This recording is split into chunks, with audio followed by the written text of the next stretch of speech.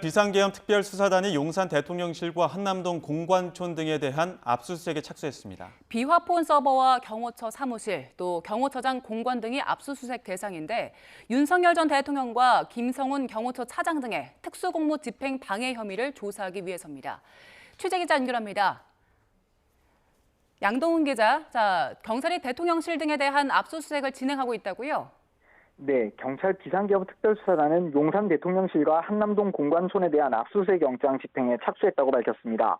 이번 압수수색은 윤석열 전 대통령과 김성훈 경호처 차장 등이 경찰과 공수처의 정당한 체포영장 집행을 불법적으로 막아선 특수공무집행 방해 혐의 관련입니다.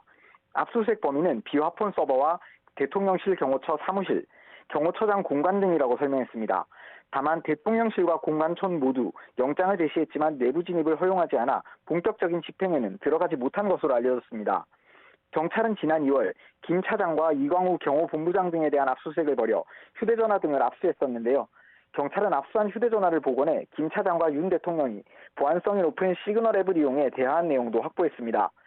당시에 김 차장 집무실 등에 대한 압수수색도 시도했지만 직접 집행하지는 못한 채 임의 제출 형식으로만 자료를 전달받았습니다. 네, 경찰이 내란 혐의 이외에 윤 전 대통령의 다른 혐의 수사도 속도를 내는 것으로 해석되죠?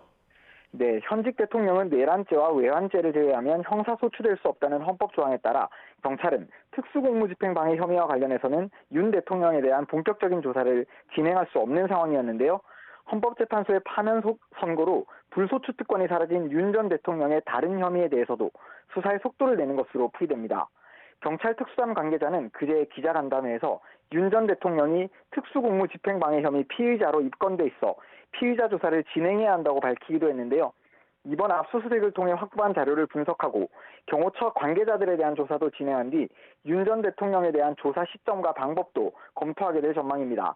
경찰은 또 이상민 전 행정안전부 장관의 내란 혐의와 관련해 대통령 집무실 CCTV도 압수수색 대상이라고 밝혔는데요. 같은 혐의로 대통령 안전가옥 CCTV, 비화폰 서버 확인을 위해 신청한 압수수색 영장은 경찰에서 불청구했다고 덧붙였습니다. 지금까지 사일부에서 YTN 양동훈입니다.